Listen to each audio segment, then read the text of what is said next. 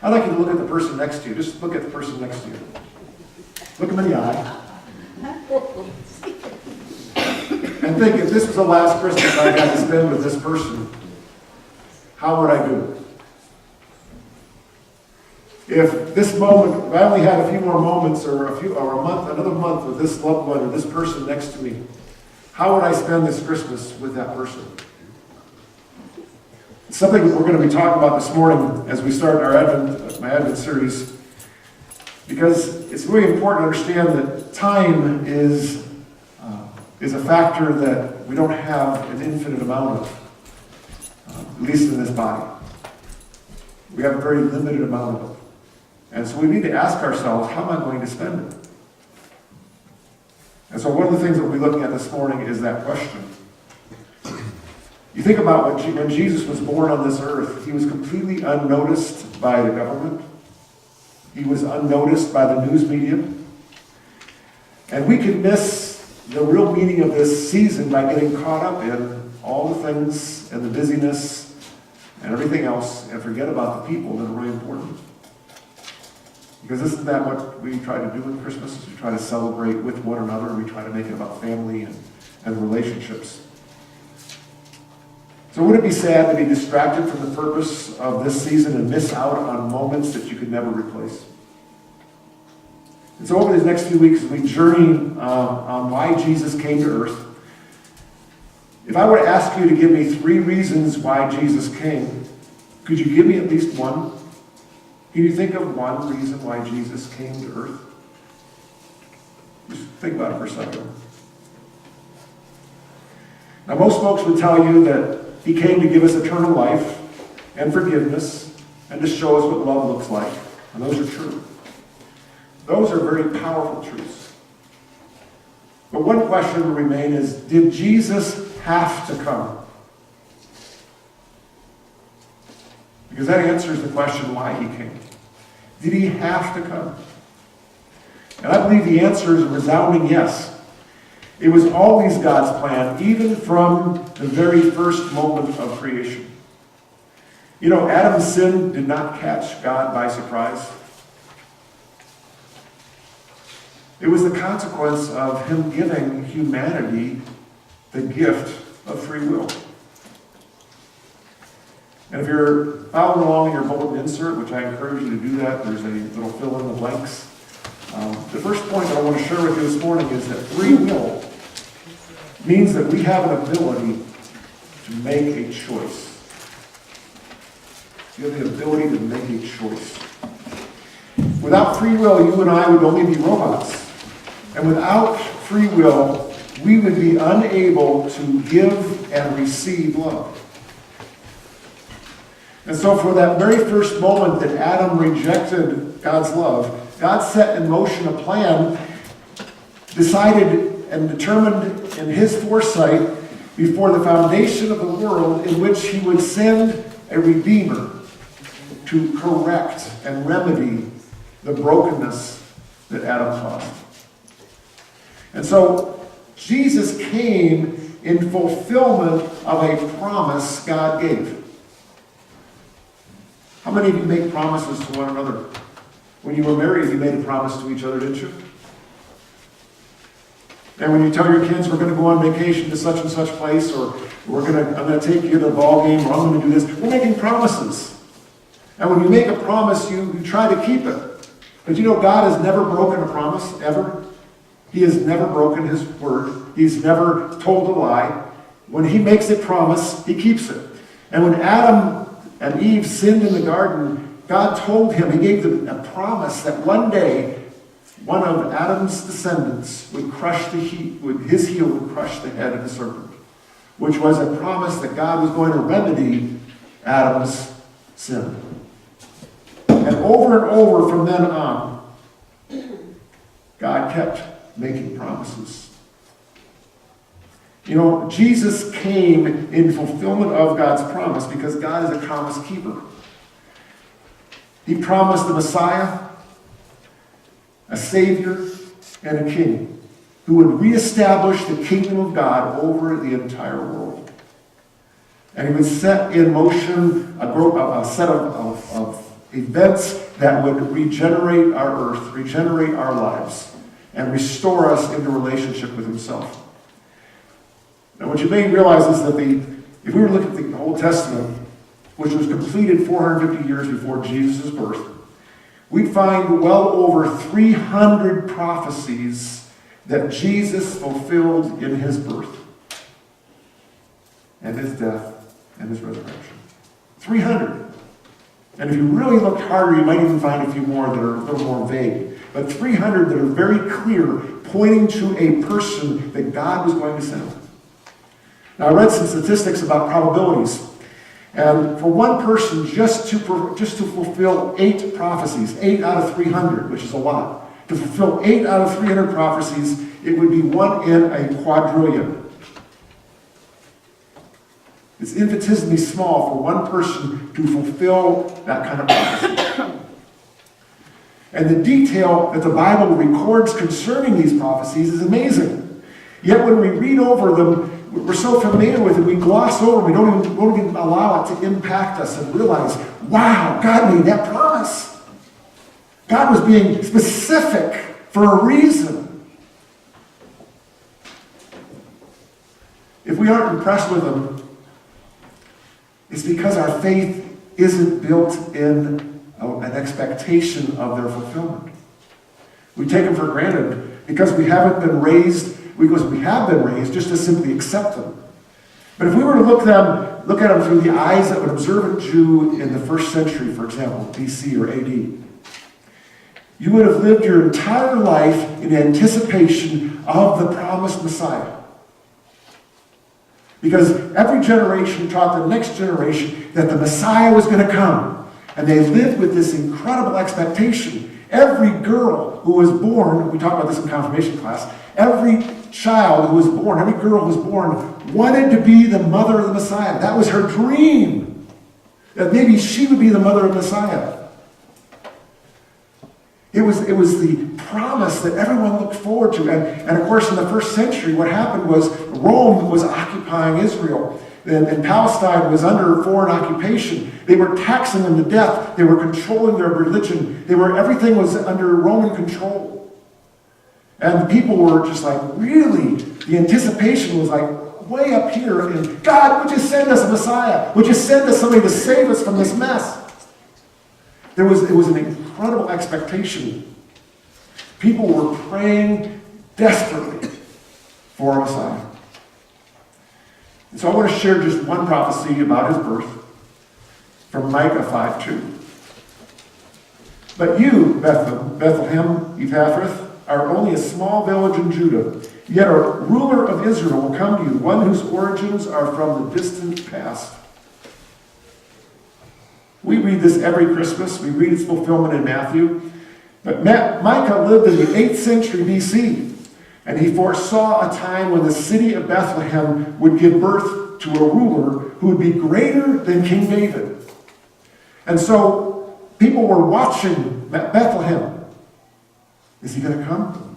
Where's he going to come from? Do you remember the story of the 3 wise men? We talk about that all the time. We probably have 3 wise men over here. The story of the 3 wise men. Did you know this was the prophecy they cited when Herod questioned them concerning the Messiah? This is the one that they had memorized and told King Herod, said, well, we're looking for the Messiah, and he's supposed to be born in Bethlehem. We saw a star in the east that signifies that he's supposed to be there. And so we're following this prophecy to try to find him. Let me read Matthew 2:1-6, just so you can be able to get this. This is what I'm reading today, and I forgot to assign somebody, so I'll read it. Jesus was born in the town of Bethlehem in Judea during the reign of King Herod. About that time, some wise men from the eastern lands arrived in Jerusalem asking, where is the newborn king of the Jews? We have seen his star as it arose, and we have come to worship him. Herod was deeply disturbed by their question, as was all of Jerusalem. Did you catch that? Everybody noticed these wise men coming in. Everybody was paying attention to the fact that these guys had shown up from a land that was far away. Everybody in Jerusalem was aware there was something going on. There was a buzz going on in the city. And so Herod called a meeting of the leading priests and teachers of the religious law, and he said, "Where did the prophets say the Messiah would be born?" And he asked them. "In Bethlehem," they said, "for this is what the prophet wrote. O Bethlehem of Judah, you are not just a lowly village in Judah, for a ruler will come from you who will be the shepherd for my people Israel." If you lived in that era, if you lived among the Jews, if you were an observant Jew, you knew about what they called the list. And the list was all these prophecies that had been approved. Basically, the leaders, the religious leaders had checked them all off and said, when these get fulfilled, we'll know the Messiah is among us. What they didn't understand is they were looking for a suffering servant instead of a conquering king. And so there was a little confusion among the leaders. But this list was something that everybody watched. They looked for the opportunity to check off the list. You could bet that evening when those wise men came to Jerusalem, everybody pulled their list out. There's one. I wonder if this is it. Now you can imagine the shepherds who were in the fields in Bethlehem, outside the fields, they didn't know about all this stuff. They weren't in Jerusalem, but they had an announcement, didn't they?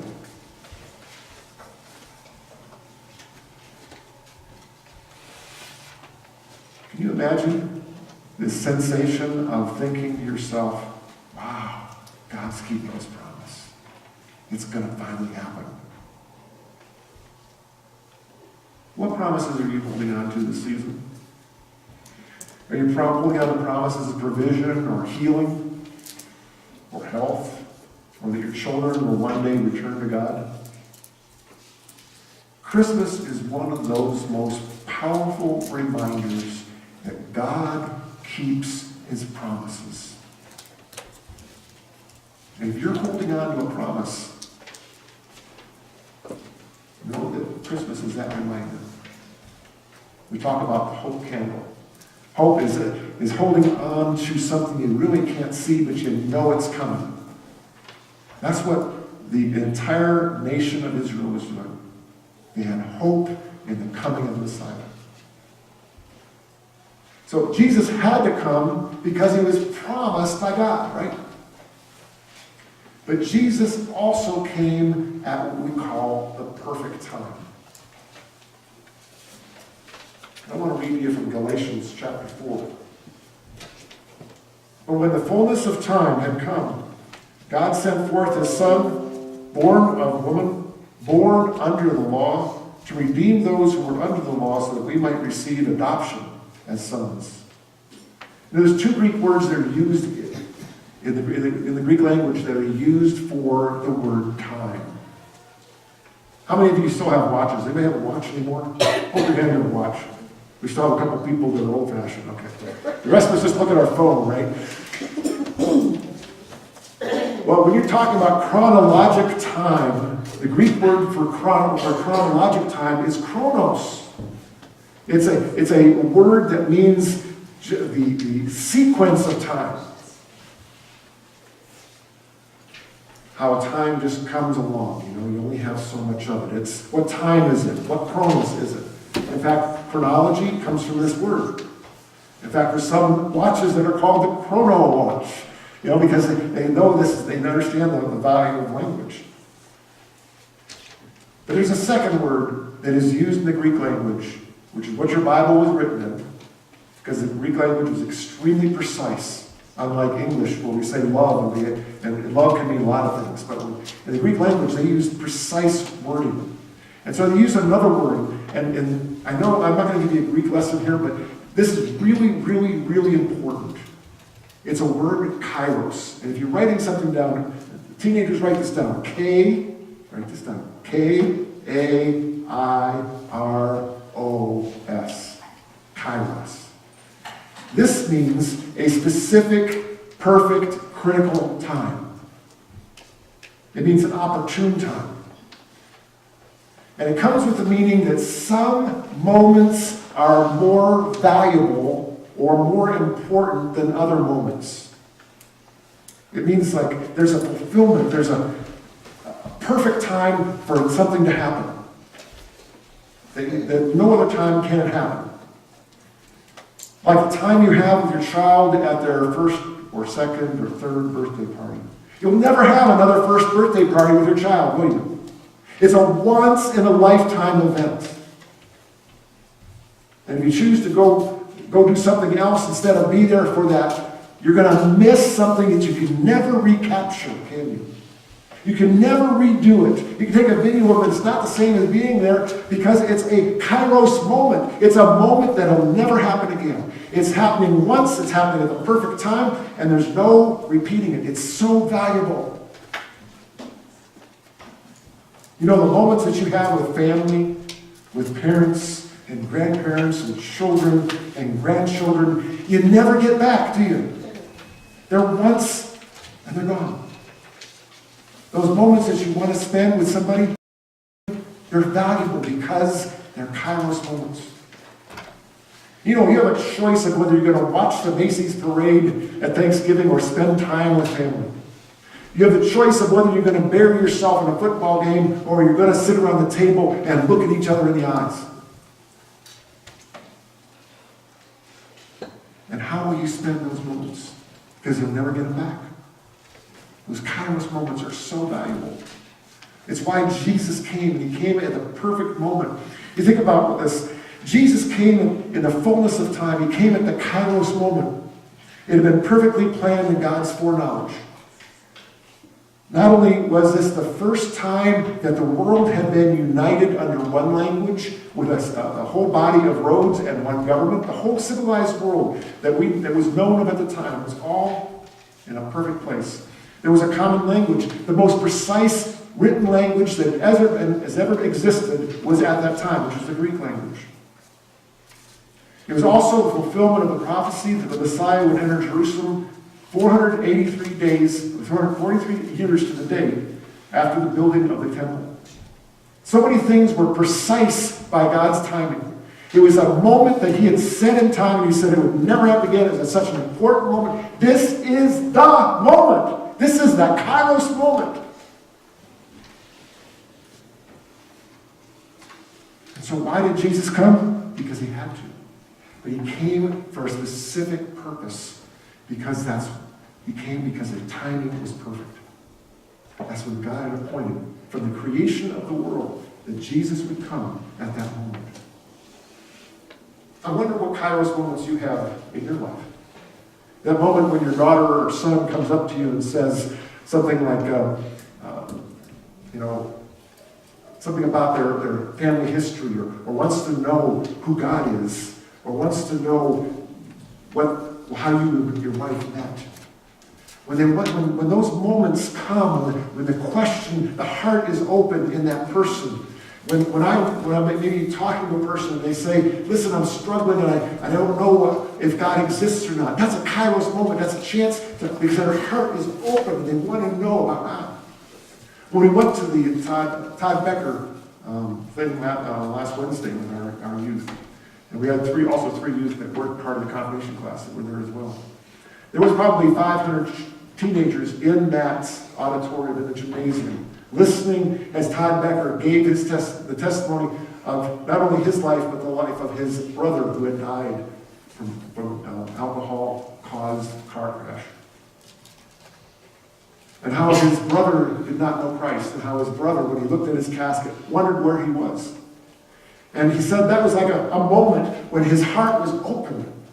Well, you know what happened Wednesday night?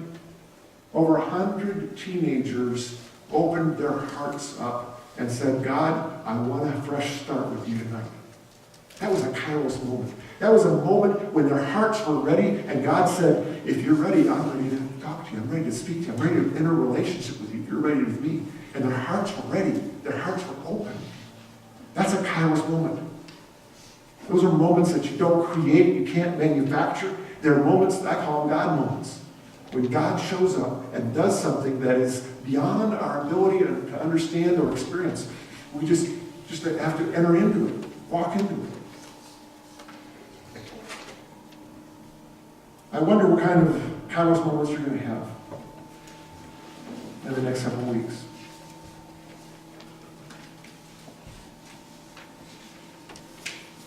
I was really amazed as I watched the children standing around us, kind of looking out there. I mean, I know they probably weren't in awe. I wish they were, but I don't know if they were in awe of the crash. But there is something about being present and in awe of something that's happening. You know, when God is present and he's working, just as he was 2,000 years ago. You think about the shepherds who came and wondered as they approached the stable and saw a baby there and they'd been encountered by angels. That had to be an amazing event for their hearts. Can you imagine if it was you? If you had been approached by angels and said, hey, there's something important happening over here in this town, and a little cave where a baby's being born, and you need to go see it because this is a work of God. Can you imagine the wonder that would have been in your heart? Can you imagine your awe? That's the kind of awe that we need to recapture for Christmas. As I talk about Kairos moments, invaluable moments, we don't want to treat them like a clock. We don't want to treat them like, okay, it's time for a Kairos moment. It doesn't happen that way. A Kairos moment is those moments that they just happen. If you're sitting down and a teenager walks up to you, maybe one of our confirmation kids sits down, plops next to you and starts talking to you, and they never talked to you before, or it's been months since they've had a conversation with you, and they just start opening up and start talking to you. Guess what that is? That's like a divine appointment for you as an adult to invest in a teenager. Some of our adults here have volunteered to be mentors to our confirmation kids. And those moments when they get together with them are Kairos moments as well, because those are moments where they have a chance to speak into that child's life, that teenager's life. There's people next to you, sitting right next to you, that maybe they're open. They need a word of encouragement that only you can give them. In January, we're going to be starting a winter Bible study called Experiencing God. And we're still determining the date, the time, and the day of the week. But when we do that, the Experiencing God study is something I've done several times. And it's filled with what I call Kairos moments. You see, hearing and knowing and joining God when he's up to something, when you see God at work and you join him, wherever it is, in your family, in your work, understanding and being able to recognize those Kairos moments is essential to being able to love and be loved. To be able to experience the fullness of who God is in the middle of a circumstance. Those are moments that are incredible. And I hope that you'll embrace that, and as we get into January, that you'll make time in your schedule to be a part of the study, because it'll help change your life and help you be more aware of how God's at work. Let's take a moment to pray.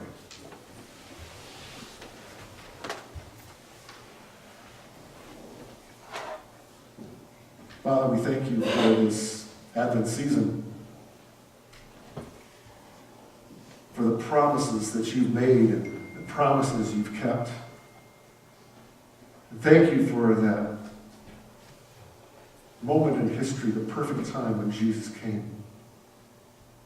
And there's still moments in our lives that are ordered by you, that are arranged and organized by you. And God, I just pray that we wouldn't miss them.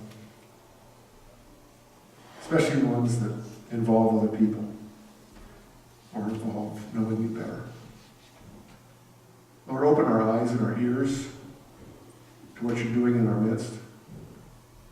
Help us see those invaluable moments that we have with others. And not let them slip away like seconds on a clock. We pray these things now in Jesus' name. Amen.